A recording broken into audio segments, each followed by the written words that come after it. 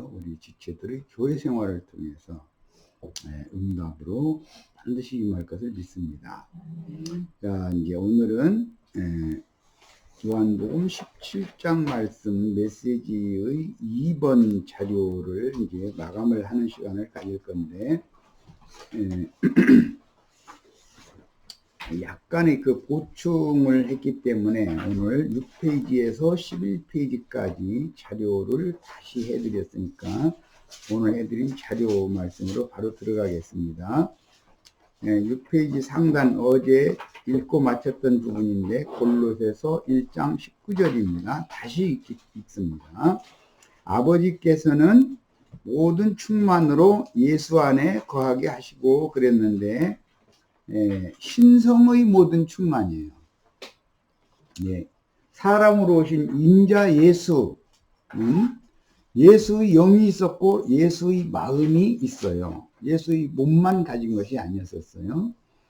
그런데 말씀이신 아버지는 예수님의 영 안에서 말씀이 살아서 역사하시고 운행하셔서 예수라는 사람의 입을 통해서 천국의 복음이 창세로부터 감춰져 있던 모든 비밀의 계시들이 증거되었어요.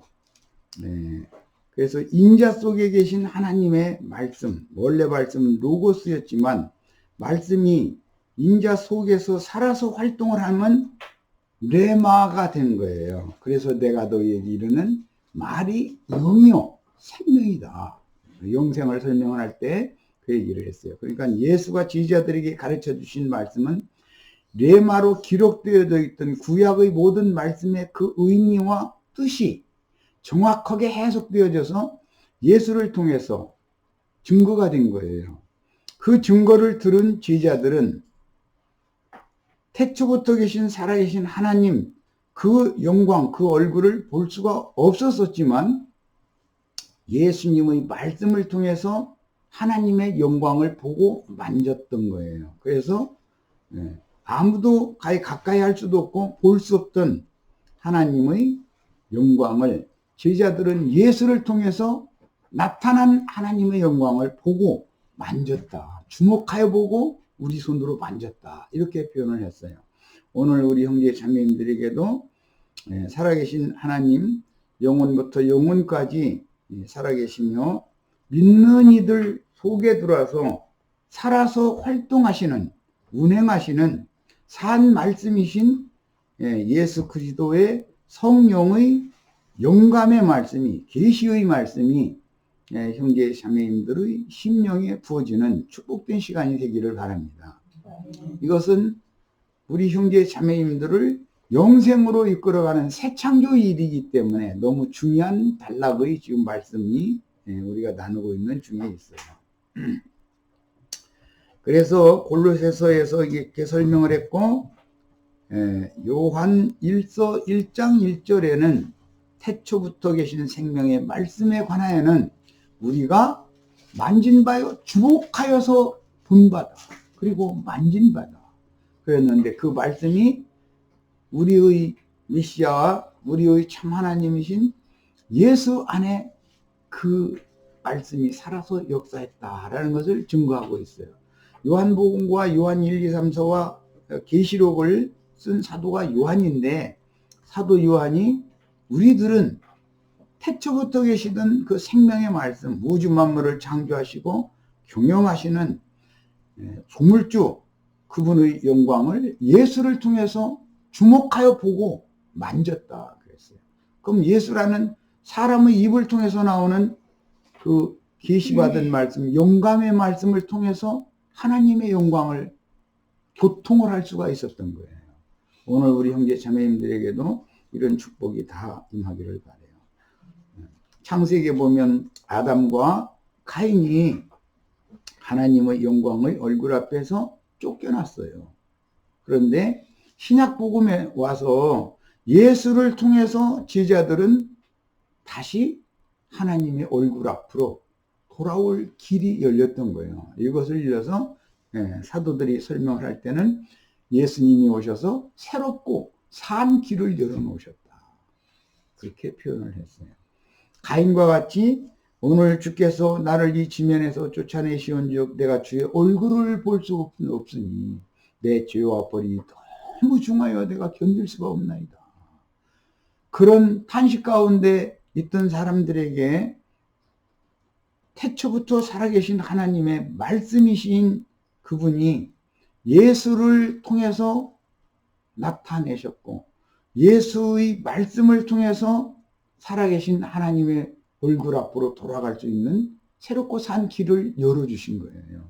오늘 우리는 이런 복음의 핵심 주제, 영원한 멸망에 떨어져 있던 사람들에게 예수의 입으로 나오는 계시받은 영감의 말씀이 제자들을 영생의 세계로 데리고 가는 새롭고 산 길, 죽음의 길에 있던 가인의 길에 행하던 자들이 생명의 길로 행할 수 있도록 인도해 주신 이 사실이 꼭 믿어지셔야 되겠습니다.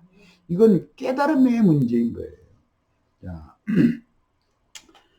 그 다음에 첫 아담의 정신세계인 세상이 존재하기 이전에 말씀의 살아있는 신성과 인성으로 아버지와 함께 계셨던 그분은 신성의 모든 충만도 예수 안에 영 안에 거하셨지만 예수는 인자로 오셨기 때문에 예수의 혼은 인성을 가지고 있는 분이었다는 거예요. 그러니까는 불쌍한 영혼들을 바라보시면서는 눈물도 흘리시고 그 다음에 어떤 대적자들을 향해서는 경로도 하시고 감정이 있는 거예요. 그분은 생각이 있는 거예요. 한편에서는 신성이지만 거룩한 분이고 존귀한 분이고 영광 받으실 수밖에 없는 하나님, 신성의 모든 하나님이시지만 자비로우시고 인애로우시고 은혜로우신 인성을 가진 분이다. 이게 구약의 하나님이 예수를 통해서 완전하게 표현이 되는 거예요. 예수라는 사람을 통해서 표현되지 않으면 신성만 나타내면 거룩한 신성 하나님 앞에 사람이 가히 나갈 수가 없다 이거예요. 그분은 너무 존귀하시고 높으신 분이고 거룩하신 성스러운 하나님이시기 때문에 타락한 죄인들은 하나님을 가히 바라볼 수도 없는 거예요. 그런데 우리와 똑같은 죄 있는 육신의 모양으로 세상에 오셨지만 그분의 영 안에는 신성이 충만했고 그분의 혼 속에는 인성이 가장 고결하고 완벽한 인성이 그분의 혼이었다는 거예요. 예수님의 혼. 그래서 예수님의 영은 신성으로 가득하고 예수님의 혼은 가장 온전하고 완전한 인성으로 가득한데 예수님이 말씀이 육신이 되어서 오신 예수의 인성을 입고 있었기 때문에 어제 잠깐 여담 중에 말씀을 나눈 것처럼 히브리서 5장 8절에 의하면 하나님의 아들이시지만 그분의 신성은 하나님의 아들이에요. 그렇지만 그분의 마음, 혼 기능은 여전히 사람이었다 이거예요. 그래서 많은 고난으로 말미암아 순종함을 배워서 온전케 되셨다. 이렇게 기록을 했어요. 사람이 영이 구원받는 것은 진리 말씀이 영으로 깨달아져 가지고 믿어지면 영이 거듭나기 때문에 그것은 낫는 것은 단번의 일이지만 인성, 사람의 본성인 혼이 온전케 되는 것은 많은 연단 과정을 통해서 하나님이 만들어 가신다는 거예요. 그래서 창세기에는 이미 창조하신 얘기가 나오고 지으시는 얘기가 나오고 만드시는 얘기가 나왔던 거예요. 오늘 우리 형제 자매님들에게도 예수님의 인생과 동일한 인생으로 인도를 하셔서 예수님의 온전하심과 같이 신성의 면에서도 완전해야 되지만 인성의 면에서 완전케 되어져야 된다. 그래야 오는 세상에 주와 함께 영광 중에 나타나서 빛의 천사들처럼 빛의 갑옷을 입고 빛의 세계로 나타나서 영원한 빛의 세계를 상속받는 후사들이 될 수가 있는 거예요. 그래서 내가 이것을 강조하기 위해서 선의 말씀을 지금 일주일이 넘도록 말씀을 나눴고 우리 형제 자매님들의 이름을 낱낱이 불러가면서 알아들으라고, 인을 새기느라고, 기업을 상속받는 후사가 되라고 강조해서 말씀을 드렸었던 거예요. 자, 이제는 오늘은 마침 일요일이고 오늘은 자유롭게 집회를 길게 할 수 있는 이제 날이니까 메시지 내용의 그 영생에 관한 내용을 마무리하는 시간을 이제 오늘 가질 거예요. 자, 우리는 요한복음 17장에 기록된 요한복음 17장은 겟세마네의 기도 내용이죠. 마지막 6월절 이 기도가 마쳐지면 잡혀가서 그 밤에 정죄받고 헤롯에게 보내졌다가 빌라도에게 보내졌다가 다시 또 빌라도에게 다시 보내져 가지고 정죄받아 가지고 불의한 재판을 통해서 이방인의 손을 빌려서 죽인단 말이에요. 이 밤 날이 새면 내일은 죽을 거예요, 예수님이. 그런데 그 마지막 6월절에 마지막으로 다 알고 계신, 내가 어떻게 된다는 걸 다 알고 계신 예수님이 지금 마지막으로 남기는 기도 내용을 우리가 지금 강론을 듣고 있는 거예요. 이런 거 보고 유언이라 그런다. 여러 번 말씀드렸어요. 이것은 창세기에서 보면, 창세기 49장에 보면 야곱이 12아들들을 위해서 죽음을 앞두고 마지막 축복 기도를 한 다음에 기운이 지나여 지팡이 머리에 의지해서 축복 기도를 한 다음에 빰도 있을 수가 없으니까 덜덜 떨렸겠죠. 나이가 많은 야곱이니까. 그래서 지팡이 머리에 의지하여 일어서서 자기 12아들들을 위해서 축복하고 숨을 거뒀어요. 그런 것의 실현을 시키는 것이 지금 오늘 우리가 나누는 말씀이 실현이다 이런 말이에요. 이게 성경을 이해를 하려면 구약 성경의 예표를 알아야 되고 신약 성경에 이것이 어떻게 누구를 통해서 실현되는지 예수를 통해서 이루어진 사실이 오늘 주의 성령을 통해서 우리 형제 자매님들에게 적용되는 거예요. 이만큼 하나님이 하시는 일은 자착이 없는 것이고 완벽한 거다라는 걸 아시기를 바라요.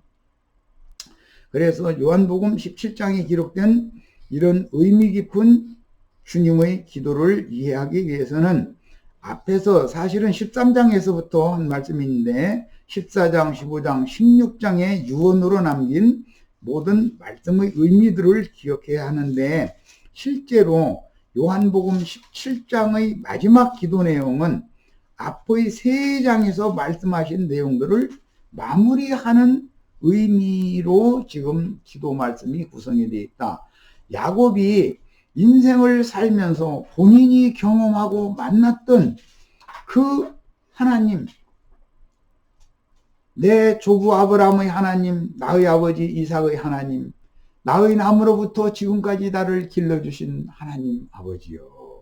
그렇게 하나님을 호칭하면서 자기에게 12자식을 주신 하나님을 찬양하면서 이 아이들에게 복을 주시기를 기도합니다. 이렇게 마지막 기도 그 말씀, 기도 마치고 죽었잖아요.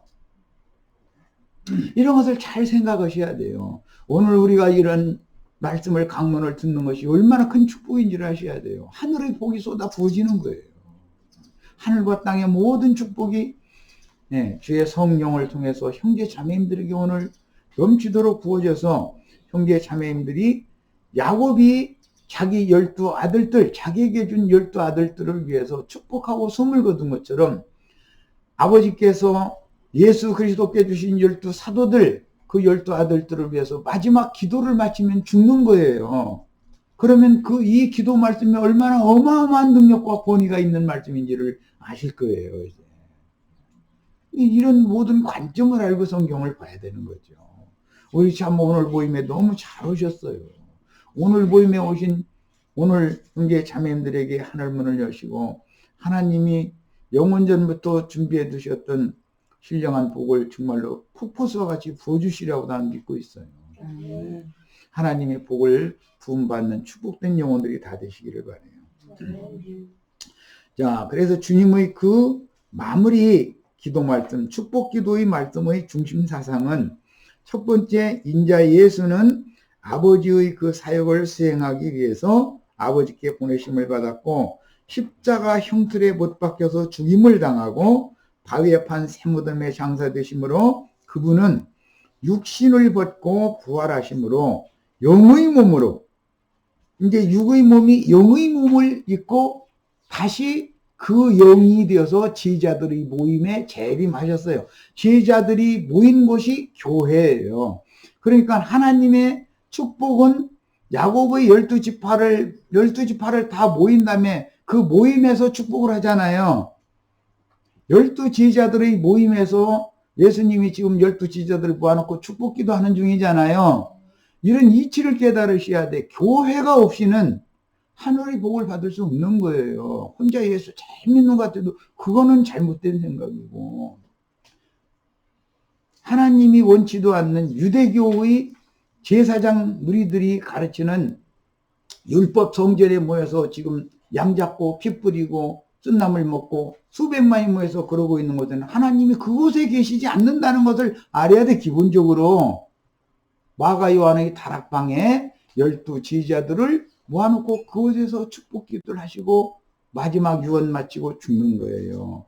이 흐름을 잘 이해를 하시기를 바라요. 내가 늘 교회를 강조하는 이유가 있어요. 제자들의 모임에 주님이 축복을 하신다는 걸 꼭 믿으셔야 되겠어요. 세상 교회에 가면 수백만이 모여서 그들도 제사장들이 양손을 하늘을 향해서 들고 주 여호와여, 그 레위기 말씀대로 민수기 말씀대로 이 무리에게 축복을 주시라고 이렇게 기도를 해요. 그런데 율법적인 축복 기도는 땅의 복을 빌어주는 기도인 것이지 하늘에 간직한 신령한 복을 빌어주는 기도가 아닌 거예요. 우리가 영원히 살려면 하늘의 복을 받아야지. 땅의 복을 아무리 많이 받아도 미국에 아무리 부자라도 트럼프 대통령이라도 죽는 날이 오면 다 소용없어요. 소용없죠? 땅의 복, 세상의 복을 다 받아봐도 땅의 복, 세상의 복은 사람을 더 번민스럽게 할 수밖에 없는 거예요. 지나치게 과분하게 많이 맞춰서 움켜쥐고 있으면 저희 아버지 죽기도 전에 자식들끼리 재판 걸어가지고 법원에 다녀요. 한 푼이라도 더 가지려고. 그러면 하늘이 주신 것이 아니라 마귀가 준 세상 축복이라는 것이 저주지 그것이 과연 축복이겠냐. 인생은 짐승이 아니잖아요. 생각이 있어야 되잖아요. 아무 생각도 없이 그냥 날 샜으니까 밥 먹고 나가서 일터 가서 이러다가 해 떨어졌으니까 다시 집에 들어와서 뉴스 조금 보다가 또 피곤하니까 자고 날 새면 또 일 나가고 그렇게 살다 죽으라는 게 아니다 이게. 우리는 하나님의 말씀을 가르침 받아서 하나님의 영원하신 참 뜻을 깨닫고 하나님의 세계를 상속받는 후사들이 되라고 우리를 사람으로 태어나게 하신 거예요. 만물 중에 사람으로 태어났다는 것이 얼마나 큰 축복인 줄 알아야 돼요. 사람으로 태어났어도 하나님의 말씀을 들을 때 깨달음이 오는 그리스도의 사람으로 거듭나는 것은 너무너무 큰 축복이에요. 이것은 비밀 중에 비밀인 거예요. 거듭난 무리, 주님의 참 제자가 된 무리가 모인 곳에 하늘문을 여시고 말라기 3장 예언 말씀처럼 하늘의 복을 넘치도록 차고 넘치도록 붙지 아니하나 너희가 시험해봐라. 이제 이것은 메시지 4번 나갈 때 이제 나눌 건데 그런 거예요. 하나님은 그분은 계획이 있고 생각이 깊은 분이에요. 하나님의 생각은 사람이 막을 수 없어요. 마귀도 해방을 놓치면 막지는 못해요. 하나님의 뜻은 반드시 이루어져요. 그런데 우리가 오늘날 많은 인류가 있고 인류 중에 예수 믿는다는 사람들이 있고 그 중에 이런 말씀을 듣는 사람으로 하나님이 어떤 섭리적인 역사를 하신다는 것은 자다가도 벌떡 일어나셔야 돼요. 이게 웬일이냐고. 이것은 계시가 필요해요. 사람의 말과는 다르게, 사람의 말로 이걸 다 설명할 수가 없어요. 자, 인용구를 읽겠습니다. 그래서 그 메시지 중심 사상은 첫 번째, 인자 예수는 아버지의 그 사역을 수행하기 위하여 세일을 하러 아버지께 보내심을 받았고, 십자가 형틀에 못 박혀 죽임을 당하고 바위에 판 쇠무덤, 그 바위는 그리스도를 상징하는 거예요. 사실은 예수님의 영과 관계가 있지만 예수님의 영 안에는 아버지, 영이신 아버지가 가득했기 때문에 예수가 아버지 영 안으로 육의 몸이 죽임 당하신 다음에 하나님의 영 안에 가서 장사된 거예요. 그런 것이지 흙무덤에 장사된 것이 아니에요. 흙에서 취한 자는 반드시 죽는 날이고 죽으면 흙으로 돌아가죠. 예수님은 하나님의 성령으로부터 오셨기 때문에 성령 안으로 돌아가셨다가 그 바위에 판 쇠무덤, 바위 무덤에서나 부활을 하는 거예요. 이게 부활이요 생명이신 그리스도예요. 이 말도 잘 지금은 많은 설명을 할 수가 없기 때문에 그냥 이 순서가 아니라 그냥 넘어가요. 우리 형제 자매님들은 사람 속에 영을 주신 것은 비석으로 상징을 해요.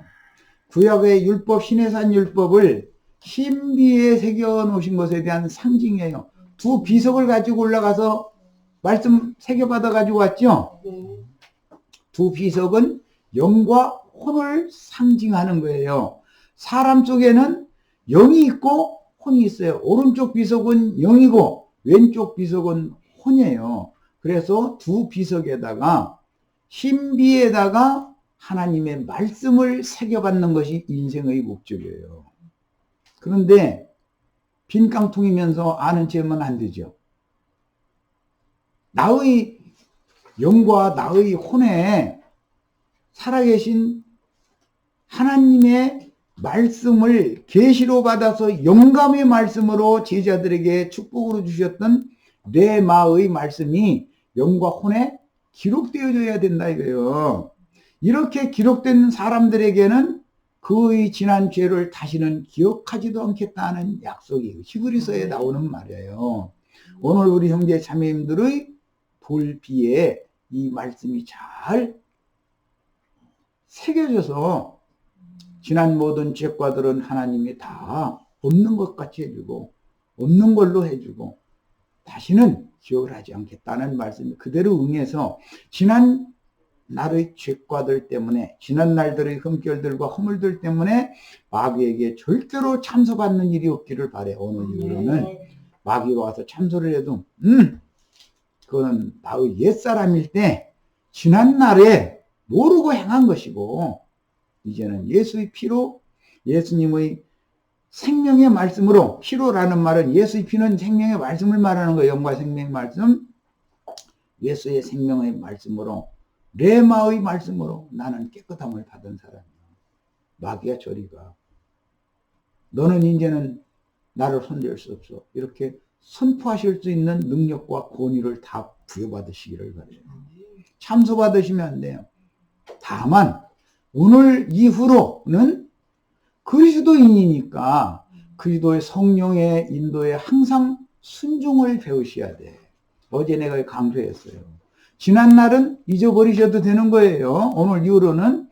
그러나 오늘 이후로는 주의 성령이 어디로 인도하시든지 끝까지 따라가는 충성된 종들이 다 되셔야 되겠어요. 순종이 중요해 이제 지금부터는. 자, 그래서 주님은 십자가에서 못 박혀 죽으셨지만 장사될 때는 바위에 판 아무도 장사한 일이 없는 쇠무덤에 장사되셨다. 첫 아담 이래의 모든 사람은 공동묘지 흙무덤에 장사되죠. 그래서 흉내 내느라고 석관 만들어 가지고 묻어도 여전히 흙돼요. 소용없어요. 돌 속에서 흙에서 취한 것은 여전히 한 줌 흙으로 바꿔줄 거 아니에요. 그건 다 소용없는 짓이에요. 예수 그리스도의 성령 안에 형제 자매님들의 영과 혼이 거기에 안식처를 삼으셔야 되겠어요. 예수의 성령은 우리가 이 생을 떠나면 음부, 지하세계로 다 내려가게 되는데 그게 주의 성령 안에 장사가 되셔서 그곳에서 편안히 쉬다가 자기 일을 마치고 편안히 쉬다가 주 안에서 자던 자들을 불러일으킬 때 그때 한꺼번에 부활에 참여하시는 거예요. 그리고 부활에 참여해서는 그리스도 심판대를 다 각각 불러 세워가지고 교회 생활을 어떻게 했는지를 질문하실 거예요. 거기에서는 주님이 제일 중요하게 보는 것이 그 영혼이, 그 한 영혼이 어디에서 왔는지를 제일 먼저 본다. 어제 이미 말씀드렸어요. 예배당 열심히 다니다 왔는지, 형제 자매님들의 주의 성령께서 함께 임재해 계신 주님의 몸된 교회 생활을 하다 왔는지, 그걸 먼저 보는 거예요. 1차적으로는 합격을 해야 돼요. 1차 서류시험도 합격해야 그 다음에 2차 실기시험 볼 수 있죠. 실기시험에서는 교회 생활에서 그 혼이 어떠한 구원을 이뤘는지, 믿음의 결국이 어떻게 되어져 가지고 왔는지, 이 말은 즉 예수 그리스도의 형상과 모양으로 만들어진 상태를 점검을 하는 거예요. 그런데 1차 서류 심사를 통과하지 못한 사람은 2차 시험 보러 갈 자격이 없어. 이해되셨어요? 이것이 하나님의 구원 방식이다 라는 걸 꼭 이해를 하시기를 바라요. 무턱대고 아무 생각도 없이 예배당 성당 열심히 다니고 11조 헌물 잘 내면 구원받았다고요. 한만의 말씀이에요. 그들은 하나님의 말씀을 너무 몰라. 너무 무지해. 하나님이 그렇게 무질서한 하나님이고, 그렇다면 나는 예수 믿으라고, 그런 예수 믿으라고 해도 나는 안 믿어. 그게 무슨 놈의 그게 살아계신 하나님이고 능력과 권위가 있는 하나님이겠어요. 반드시 그분이 영과 생명의 말씀을 보내셔가지고 은혜와 함께 보내셔서 영과 생명의 말씀인 진리의 말씀씨가 형제 자매님들의 마음밭에 심어지면 영으로 흘러들어가서 영에서 빛이 비춰져서 깨달음을 통해서 거듭나고, 그 다음에 혼의 구원을 이루는 과정에서 교회 생활을 통해서 순종을 가르치는 거예요. 이제 우리 남은 일은 주의 성령의 인도하심에 대해서 순종하는 만큼, 결국은 그가 얼마만큼 성령이 교회들에게 하시는 말씀께 순종을 함으로 내 혼의 구원을 이루는 문제가 남는 거예요. 이것을 마지막에 누구나 한 번은 죽으면은 세상 사람은 흙 속에 들어가요. 흙에서 왔으니까. 성경에는 본 곳으로 돌아간다 이렇게 되어 있어요. 흙에서 온 것은 흙으로 돌아가는 거예요. 위로부터 왔으면, 우리가 위로부터 하나님의 말씀 세계로부터 거듭났으면 우리는 당연히 위로 가는 거예요. 본 곳으로 돌아가는 거예요. 예수님이 지금 돌아가시는 얘기를 하는 중이에요. 그런데 돌아가시고 나니까 바위에 판 새무덤의 장사가 되더라는 거예요. 우리도 예수 그리스도의 성령 안에 돌아가는 우리 속사람은 껍데기는 벗어서 세상에다 버려버리고, 우리 속사람은 예수 그리스도의 성령 안으로 돌아가는 거예요. 그곳에 아버지의 영이 계셔요. 예수 그리스도의 성령이 곧 아버지의 영이에요. 그곳에서 마지막 나팔 소리가 날 때까지, 엊그제 내가 조금 위험소지가 있는 말이지만, 혹시 이런 말씀을 듣는 오늘이 자는 자, 주는 자가 다 깨어나게 만드는, 죽은 자를 일으켜 세우는 부활이요 생명이신 하나님의 나팔소리인지 알 수 없지 않냐. 함부로 듣지 말아라. 내가 이게 얼핏 얘기를 했어요. 어떠한 말씀이 증거된다는 건 그 때를 말하는 거예요. 때를 따라서 양식을 나눠줄 종들을 보내는 것이기 때문에, 지금부터 100년 전이나 200년 전에 이런 말씀 하면은 사람들이 못 알아들으니까 그때는 이런 말씀 증거를 하기를 안 하셔요. 그때 필요한 말씀 하죠. 하나님은 다 때를 정해놓고 때와 기한에 맞춰서 어떤 일을 차차없이 행하신다는 것을 깨달으셔야 돼요. 그 일을 행하실 땐 반드시 옛 창조도 말씀으로 행하시고 새 창조도 말씀으로 하는 거예요. 말씀으로 창조해서 말씀으로 붙들고 말씀을 이루시는 거예요. 예수님의 인생이 성경을 응하게 하는 말씀을 이루는 인생이었던 걸 잘 기억을 하시기를 바라요. 지금 성령이 교회들에게 마지막 말씀을 하는 시대일 수도 있는 거예요. 능히 그럴 수 있죠. 듣기 싫은 사람은 아니지만 들을 귀가 있는 사람에게는 그때일 수 있잖아요. 똑같이 예수님이 오셔서 유대교 지도자 수백만이 다 예수를 만났어요. 그러나 다 떠나가고 12제자만 딱 남는 거예요. 12제자 중에 하나는 배반자가 돼요. 11명만 남는 거예요. 인생사를 알 수 없는 것처럼 하나님이 하시는 비밀의 일이라는 것은 사람의 생각 너머에서 하시기 때문에 그걸 섭리라고 그래요. 섭리적인 일을 하시는 분이요. 이것은 계시를 통해서나 알 수 있는 문제인 것이지, 영감을 통해서나 알 수 있는 문제인 것이지, 사람의 교육을 통해서 알 수 있는 게 아닌 거예요. 하나님은 아주 비밀한 분이에요. 얘기가 길어졌는데 오늘은 뭐 일요일이니까 내가 안심하고 이제 이런저런 시간에 막 쫓기고 이렇게 하는 않는 거예요. 예. 인용구를 읽겠습니다. 그래서 구속을 이루신 그분이 재림, 영으로 재림하셔가지고 제자들의 속으로 들어오실 수가 있었어요. 제자들도 영이 있고 마음 속에는, 제자들의 속에는 마음이 있는데 마음은 혼이 있고 영이 있다 이거예요. 그 마음판이라고 하는 신비는 왼쪽에는 혼이 있고 오른쪽에는 영이 있다 이거예요. 두 돌판에다가 주의 성령께서 교회들에게 주시는 말씀을 인색일 것에 대해서 구약성경에서 출애굽한 하나님의 백성들을 시내산으로 불러 모아가지고 모세만 산꼭대기까지 인도해서 거기서 돌판 2개 갖고 와라. 그러더니 돌판에다가 침수로 새겨서 모세에게 줬다는 거예요.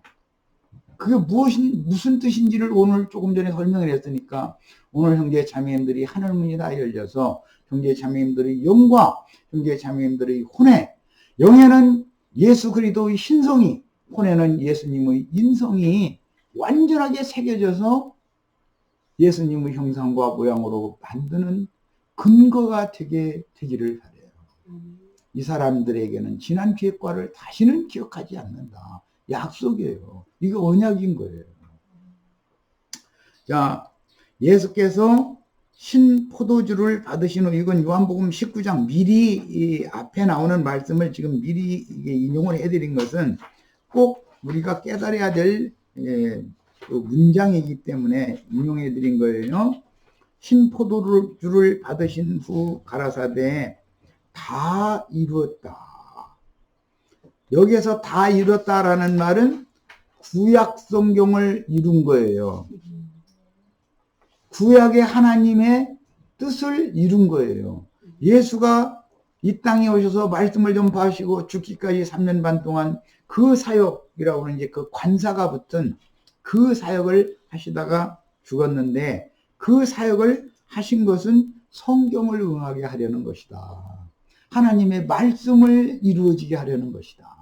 그러면 신약시대 이후로도 성령이 교회들에게 말씀하시는 목적은 예수님의 말씀, 레마의 말씀, 로고스 말씀은 예수님이 이뤘고 레마의 말씀은 우리들이 이뤄야 된다. 이게 계시록 20장 어제 읽었어요. 6절에 나오는 말이에요.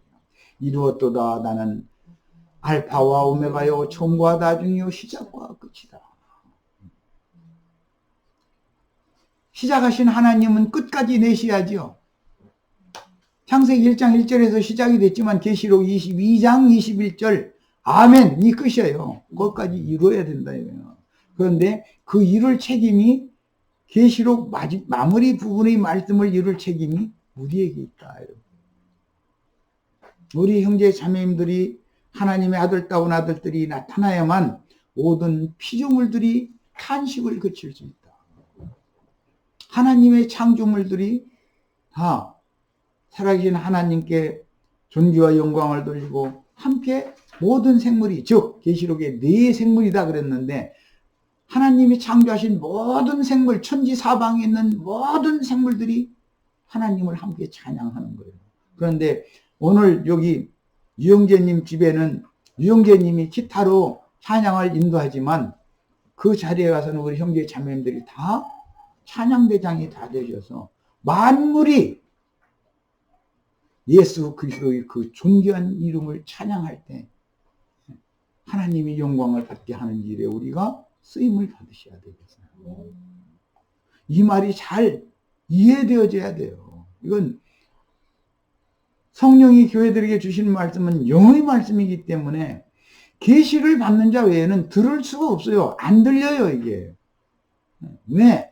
속에 다른 것이 가득 들어있기 때문에 이런 얘기 자꾸 하면은 속에서 막 용트림 뒤틀려서 막 끌어올라와. 그게 주님의 말씀에 멸하기로 준비된 영혼이다.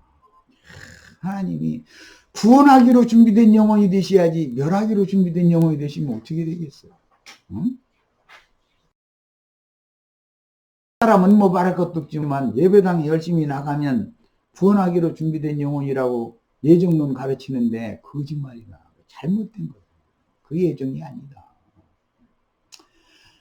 흙에서 난 첫 아담 세계 사람은 버리고 위로부터 오신 예수 그리스도 안으로 돌아온 사람들은 다 구원하기로 예정하였어요. 누구든지 주의 이름을 부르는 자는 구원을 얻는 거예요.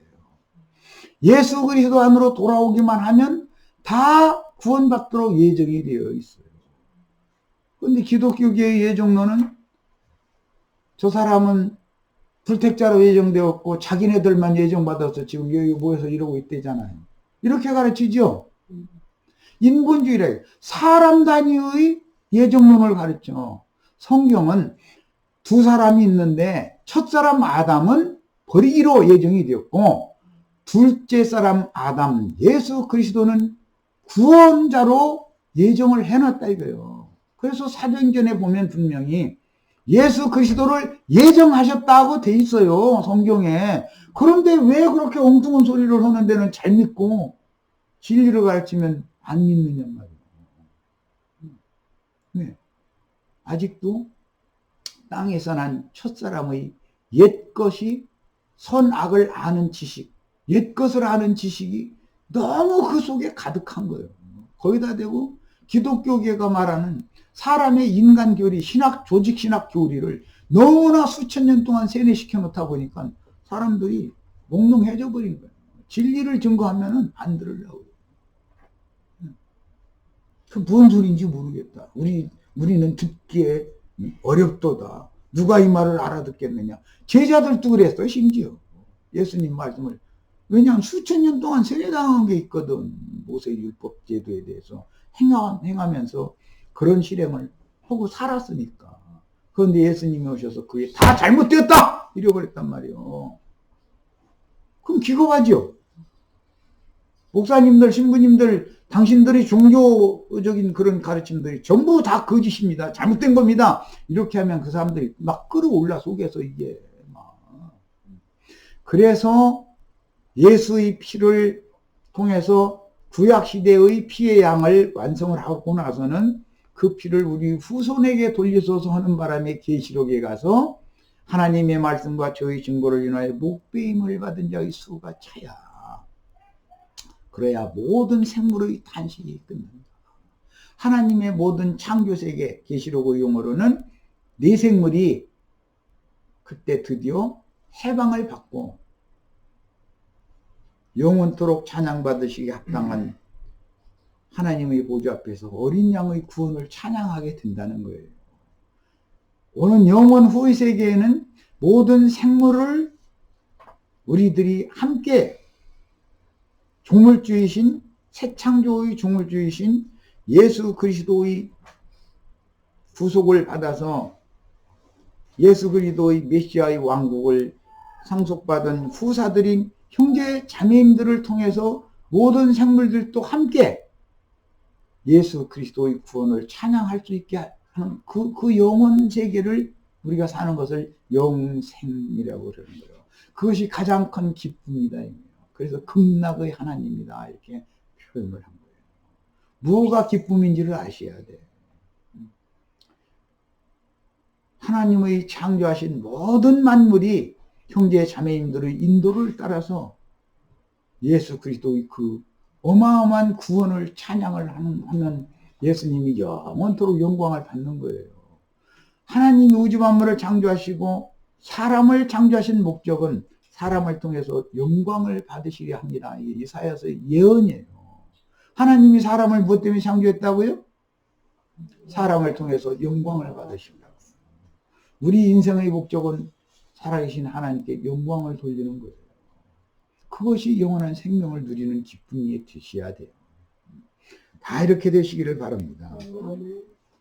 야, 다 이뤘다 하시고 머리를 숙이시고, 우리 번역에는 영혼이 돌아가시니라 그랬는데 영어 성경에는 거기가 스피릿이 없고 소울이라고 돼 있죠. 영혼이 아니고 혼이에요. 혼, 소울. 네. 그런데 우리 이 번역에는 로마교 성경의 라틴어 성경을 표본으로 삼아서 번역을 해줬기 때문에 영혼 그랬는데, 이건 통산적인 셈족의 관념이에요. 셈족은 영적인 사람들이면서 영의 세계를 인정하는 무리도 있지만 영의 세계를 부정하는 무리가 있었어요. 인정하는 무리는 바리새파라고 그러고 부정하는 무리는 사두개파라고 그래요. 세상 사람들은 기본적으로 영에 대해서 인정을 안 해요. 죽어봐야 알지. 누가 그거 봤어? 뭐 이런 식으로 얘기하죠. 그런데 그 사람들한테는 해줄 말이 꼭 있어요. 당신의 눈으로, 육의 눈으로 볼 수는 없지만 당신 속에도 양심은 있지? 하고 물어보셔야 돼. 당신 속에 양심도 없어? 있지만 당신이 의식을 못하고 있을 뿐이지, 이 말이. 이렇게 일러줘야 돼요. 영의 중심 기능이 양심이기 때문에 하는 말이에요. 양심 없는 사람, 생각 없는 사람 없죠? 그러니까 영 없는 사람, 혼 없는 사람은 없는 거죠? 혼이라는 것도 그릇이고 영이라는 것도 그릇인데 그의 내용물이 신성이냐 인성이냐로 채워져야 된다, 이런 말이에요. 마귀의 내용물로 옛사람은 채워져 있었는데 그것을 싹 쏟아내버리고, 그 예수의 구속이에요. 십자가의 죽음이라는 게 그거예요. 피 흘림이라는 게. 쏟아내버리고 깨끗이 속을 청소한 다음에 진리의 말씀을 보내셔가지고 그것에 하나님의 신성과 예수님의 인성을 가득 채워넣는 것이 하나님 자신의 형상과 모양으로 만들어가는 과정이다. 이게 교회 생활인 거예요. 그럼 교회 생활이 얼마나 중요한지를 아셔야 돼요. 세상에서는 하나님의 형상과 모양으로 사람을 만들어 놓을 방법이 없어요. 영이, 근본적으로 영이 죽어 있는 상태고 그 혼은 부패해서 썩어서 정신세계는 썩어 있다 이거예요. 그 사람들을 무슨 재주로 신성과 인성으로 충만하신 예수님의 형상과 모양으로 만들어 놓겠어요. 무슨 재주로. 그러니까 첫사람에 속한 것은 다 버리시는 거예요. 둘째 아담 예수 그리스도 안으로 옮겨와서 그것에서 다 영생을 얻도록 허용하시는 것이 복음이 있고 이 하나님의 예정이다 그러는데, 실제는 섭리란 말이야. 섭리. 하나님이 그렇게 하도록 정해놨다. 그런데 그 섭리 안에 내가 추택되어져서 들어갈 것이냐 하는 것은 믿음이라고 하는 과정을 통해서 들어가는 문제다. 복음이 영으로 깨달아서 믿어져야 되는 문제예요. 야, 여기에 사용된 용어를 내가 이제 우리 시체들은 처음 보는 헬라어를 해줬는데, 여기는 푸뉴마라고 하는 용어를 사용했는데 푸시케라는 용어가 없어요. 푸뉴마예요. 푸뉴마는 영이라는 용어다 이거예요. 그러니까 영혼이라고 번역된 것은 오번역을 한 거예요. 여기 영이에요. 영이 돌아가셨다라고 이제 번역했는데 이것은 넘겼다는 뜻이에요. 영을 아버지께로부터 보냄받은 영을 아버지께 다시 넘겼다 그 말이에요. 예수가 와가지고 하나님이 예수님의 영 안에 계셨죠? 네. 신성이. 네. 그 영을 아버지께로 도로 넘겼어요. 이것이 내가 아버지께로부터 세상에 와서 세상을 떠나 아버지께로 돌아가려 하노라 했던 말씀이 이루어지는 거예요. 아버지께로부터 오신 예수가 아버지께로 돌아가는 거예요. 그럼 뭐냐? 예수의 영을, 영 안에는 하나님의 영이, 신성이 충만했죠. 그 영을 아버지께로 다시 예수님이 넘겨주신 거예요. 그것이 아버지께로 돌아가는 거예요. 그때 이제 그런데 예수님의 영만 돌아간 것이 아니라 인성 예수님의 혼까지도 함께 돌아가니까 영과 혼이 돌아가시게 된 건데, 혼도 인성도 영화롭게 됐다 이 말을 한 거예요. 영은 이미 영화롭게 되었지만 예수님의 신성은 이미 영광스러운 하나님이시지만 예수라는 사람의 인성도, 즉 그분의 생각, 감정, 의지, 그분의 인격도, 인애와 자비와 온유하심과 이런 인격도 영광을 받아야 된다 이거예요.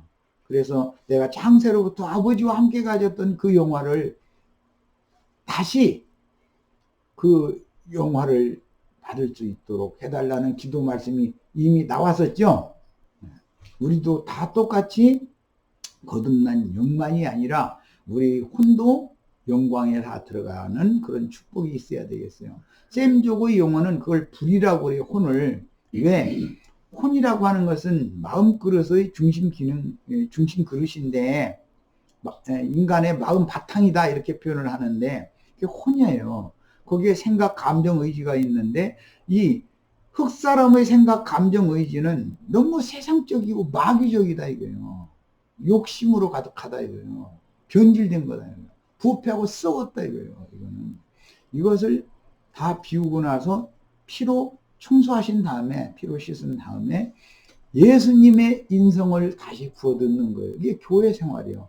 많은 고난으로 말미암아 순종을 가르쳐서 온전케 만들어야 되는 거예요. 이게 하나님 형상과 모양으로 만드는 과정이에요. 그런데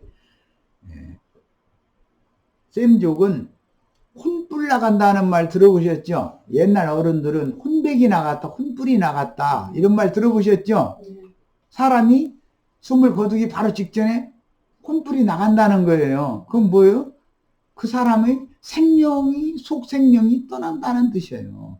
그런데 그 혼불이 나갈 때 영이 거듭나고 혼이 온전케 된 혼이 예수 그리스도께서 보내신 빛의 천사들에게 받들려서 빛의 세계로 나가야지, 아버지께로 돌아가야지.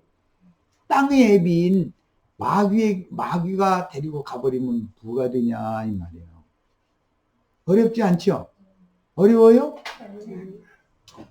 우리 영을 또는 우리 혼을 아버지께로부터 온 것은 아버지께로 돌아가야지, 땅으로부터 온 땅의 신, 세상신 마귀에게 우리 속사람이 죽은 영과 부패한 혼이 데려감을 받으면 어디로 들어갈 거냐 이 말이에요.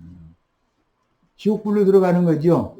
그것이 둘째 사망. 데리고 가서 그것이 끝나는 게 아니에요. 마귀는 거기까지만 역할을 해주는 거예요.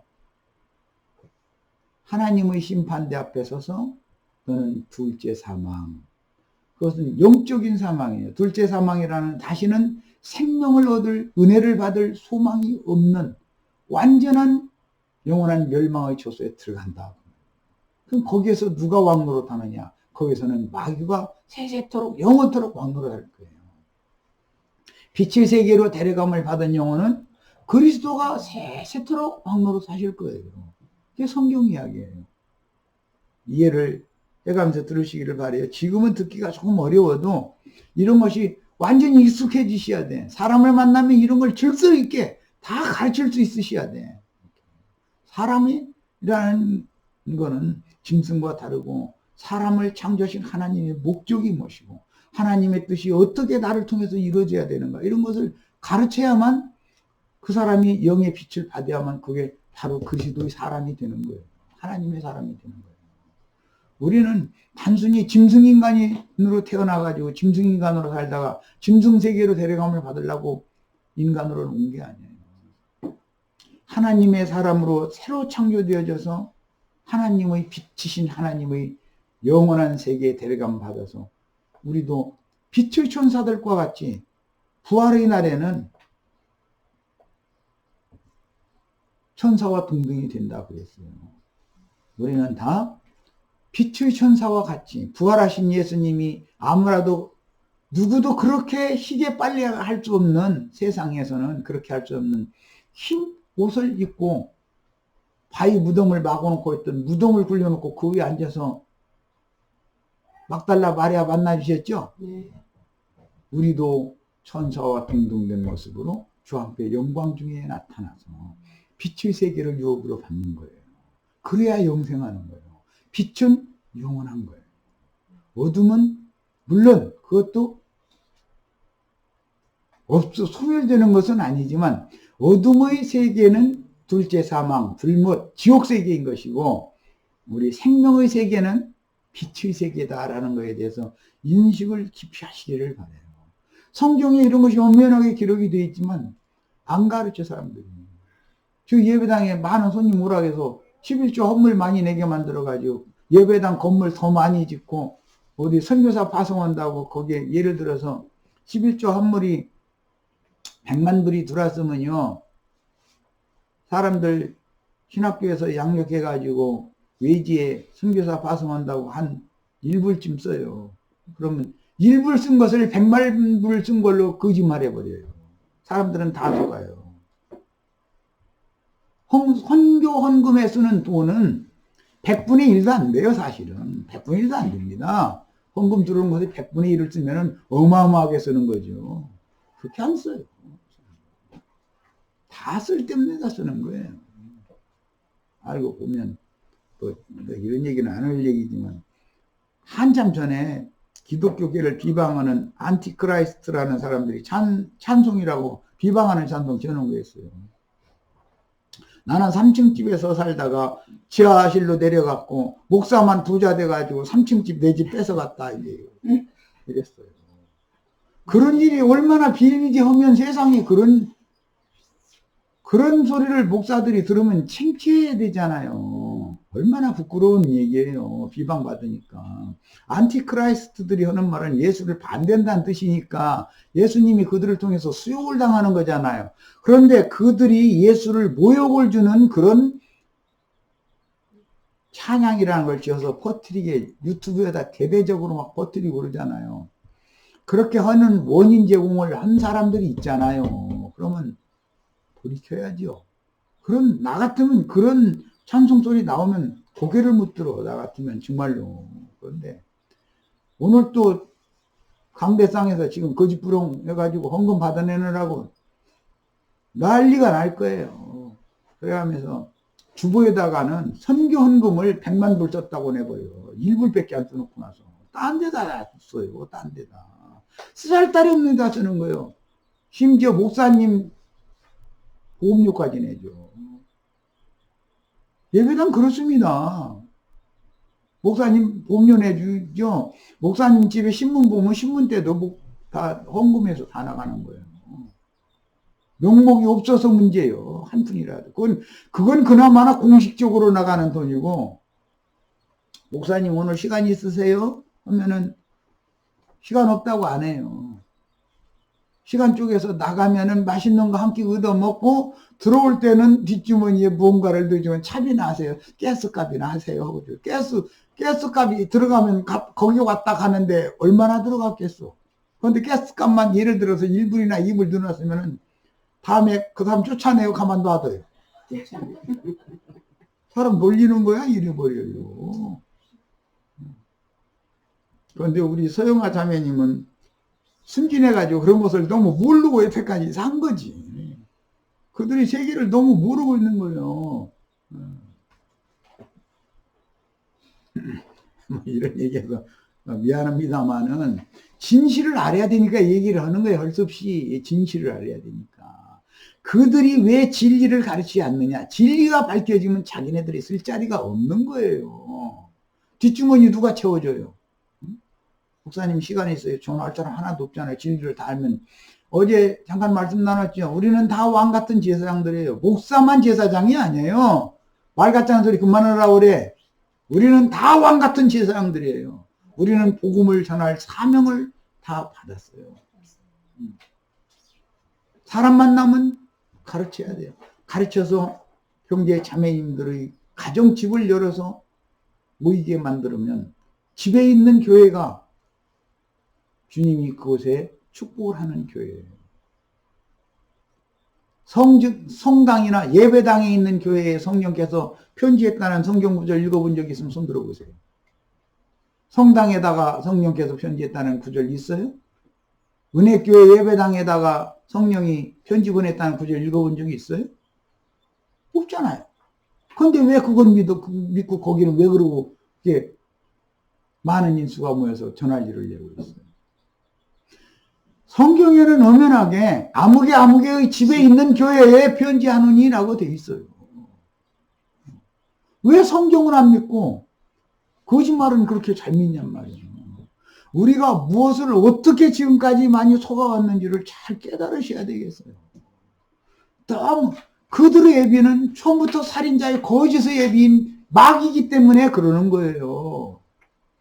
거짓의 예비에게 지금 속고 있는 거예요. 우리의 하나님은 진실한 하나님, 진리의 하나님, 참만을 가르치는 하나님이다 이거예요. 진리의 하나님이잖아요. 아버지의 말씀은 진리입니다. 내가 곧 길이요 진리요 생명이다. 아버지의 말씀 육신 되신 예수가 진리예요. 진리의 성령이 오시면 너희를 모든 진리 가운데로 인도하실 것이다. 진리. 우리의 하나님은 진리. 들어서 참된 하나님이지 거짓하는 하나님이 아니에요. 이제 이 얘기는 뭐 이제 이 정도 하겠습니다. 네, 시간이 됐으므로 마칩니다. 참 우리가 너무 순진에 터져가지고 너무 헤매고 다녔고 속는 줄도 모르고 속고